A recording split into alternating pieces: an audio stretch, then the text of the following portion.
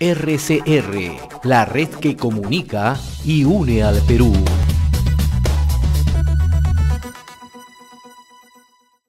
A esta hora le damos la cordial bienvenida, como cada sábado, al doctor Gerber Cuba García, especialista en política de salud pública, columnista del portal de opinión El Montonero y también habitual comentarista sabatino en RCR, Red de Comunicación Regional. Qué gusto saludarlo, doctor Gerber Cuba, como siempre muy amable. Bien, en su reciente artículo, ¿no?, usted lo titula Injusticias contra los servidores de salud e indica que se necesita el fortalecimiento, la sostenibilidad financiera de e-salud, ¿no? Este es un tema central porque a lo largo de la pandemia lo que hemos visto que hay una total despreocupación primero por los servidores de salud, ¿no?, por los profesionales de la salud, ¿no? Siempre se dice están en primera fila, ¿no?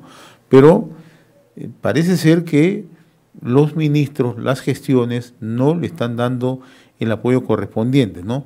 ¿Cómo está analizando este tema, que es un tema central justamente para no solamente mitigar la pandemia en estos momentos, ¿no?, sino para lo que se viene adelante en materia de salud, ¿no? Yo estoy muy preocupado realmente por lo que ocurre con el sector salud. Esta semana, los primeros días de la semana, escribí un artículo en relación a la escasa vacunación que tienen los médicos y profesionales de la salud. Hoy día, la portada del Comercio Así es. Resalta el problema que yo señalé el día lunes, en el artículo del día lunes. Claro. Y el día de hoy resalto el segundo problema, que es la escasa de esa transferencia de dinero que se le ha hecho por decreto de urgencia de 600 millones para el sector salud, que tenía la finalidad de aumentar las horas de atención en los hospitales para que la población se beneficie. Le han puesto tantas actividades que se pueden hacer con esos 600 millones que finalmente el gobierno ha priorizado no ya pagar estas horas extraordinarias, o se llaman los servicios complementarios, para ampliar la brecha, sino otras actividades. Y le han puesto una serie de requisitos que hacen que no se cumpla. Por ejemplo, casi la mayoría de trabajadores de salud son trabajadores del régimen laboral 728 o 728. ¿Qué dice la norma? Que los que son del régimen laboral 728 no pueden acogerse a los servicios complementarios, es decir, a las horas extras. Entonces, ¿qué significa? Que si en un pueblo chico, en una provincia o en Lima metropolitana mismo, hay un médico especialista de salud que puede ampliar las horas de atención de un centro de salud, de un hospital en el MINSA, no puede ir a socorrer eso. ¿Por qué? Porque la norma le prohíbe. Entonces, uno de los principales reclamos de la población es que no hay oferta de servicios, no hay médico que los atienda, no hay profesionales de la salud que los atienda. Sin embargo, el gobierno le pone una prohibición para que los trabajadores puedan ir del MINSA de salud a las Fuerzas Armadas, a las policiales, para socorrer en los lugares críticos donde se requiere ampliar la oferta de atención. Eso ocurra. Pero lo más grave ocurre todavía con los médicos serum. Usted sabe que los médicos serum son médicos que trabajan en los servicios, como su nombre lo indica, rural, urbano, marginal. Es decir, en lugares lejanos donde de repente el médico es uno solo. No hay otro médico en esa comunidad, en ese pueblo. Sin embargo, el médico va a tener que trabajar su horario normal de trabajo y él tiene prohibido poder ampliar sus atenciones a la comunidad en momentos que la comunidad necesita más. ¿Por qué tiene prohibido? Porque la norma dice que los médicos serumistas no entran en este sistema de servicios complementarios. ¿Qué va a hacer la población en esta circunstancia? Lo que hace va a tener que o ir a otro pueblo donde haya atención de mayor en los horarios que requiere, o de lo contrario, ir y pagar. Decir, señor, quiero pagar mi atención como privado, porque veo que usted no atiende en este horario. ¿Y quién se perjudica? Por supuesto, se perjudica a la propia población. Y esto no entiendo, la verdad que me parece increíble que esto suceda en plena pandemia. Ahí hay un desajuste entre el pensamiento que tienen los funcionarios de MINSA y la realidad que ocurre en esta pandemia.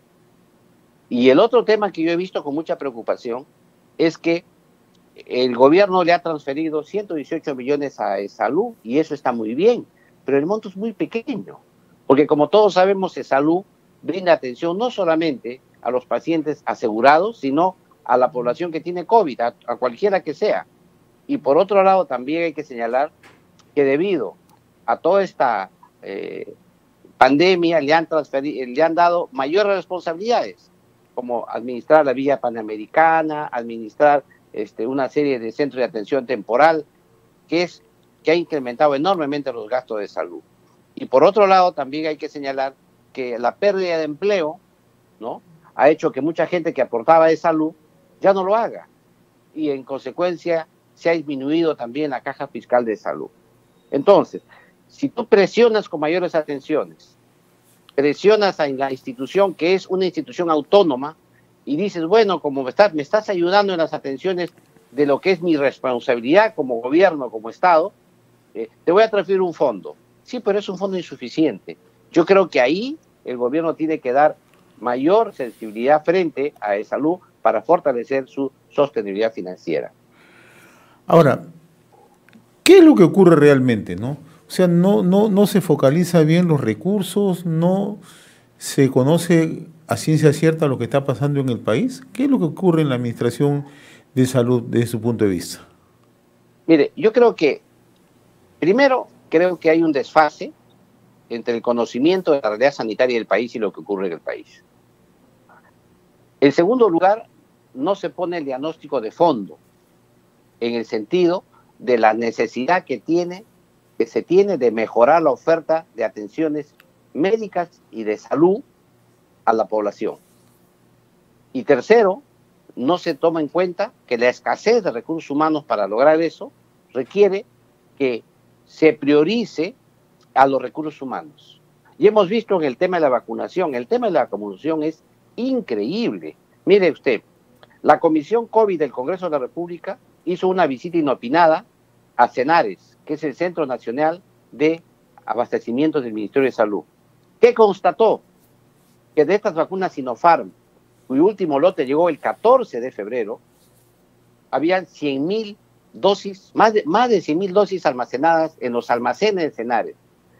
Uno se preguntará, ¿qué hacen las vacunas en los almacenes y por qué no se utilizan para la vacunación de los médicos y profesionales de la salud que todavía faltan? La pregunta es, no se sabe. No se sabe. Sin embargo, al colegio médico que vacuna un grupo importante de médicos, que son los médicos cesantes y jubilados, y además aquellos médicos que trabajan solo en sus consultorios, que no tienen relación de dependencia ni con el hospital ni con las clínicas. A ellos son 16.000. Le dan, ¿sabe cuánto le dan? 1.000 dosis, 1.500 dosis. Solo han vacunado 2.600 médicos de ese lote que deberían haber vacunado en el Colegio Médico del Perú. Entonces, aquí hay un problema serio de falta de priorización de recursos humanos que es útil para luchar contra la pandemia. Pero usted me hizo la pregunta, ¿pero por qué cree usted que decide? Bueno, una de las cosas puede ser la desinformación, el desconocimiento de la realidad sanitaria. Pero el otro es que entre comprar bienes y pagar derechos laborales o beneficios laborales, la gente, como es natural, prefiere comprar bienes. No sé por qué esa preferencia, por qué esa atracción increíble solo a comprar bienes y no a pagar beneficios sociales que corresponde a los trabajadores.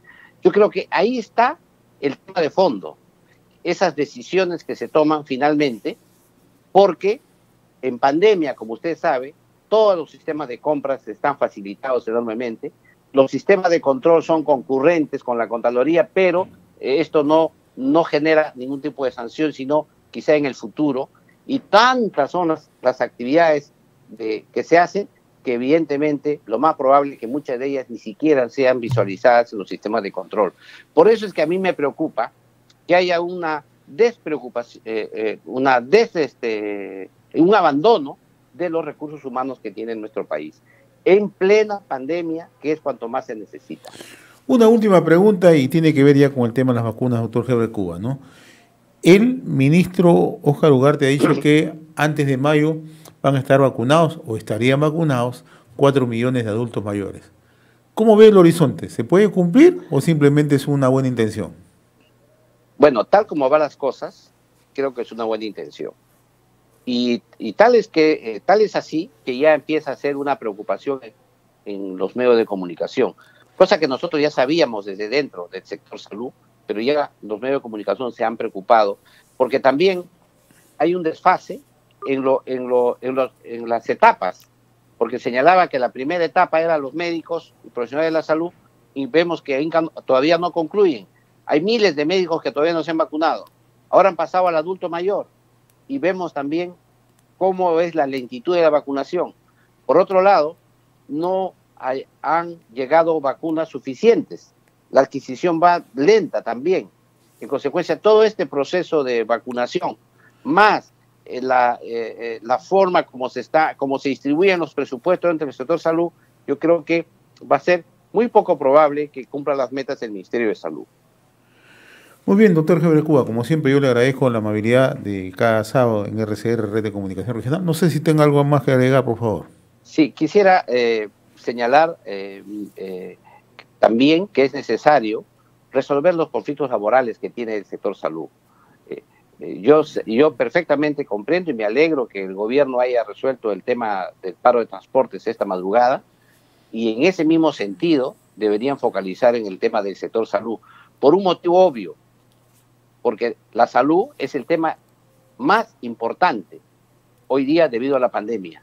Y me parece increíble que eso de tirar largas y decir después, no resuelva un problema que va a tener un impacto directo contra la pandemia en el país. Esa es mi invocación que hago desde aquí, y espero que el presidente Sagasti nos escuche y ponga un ojo en ese sector.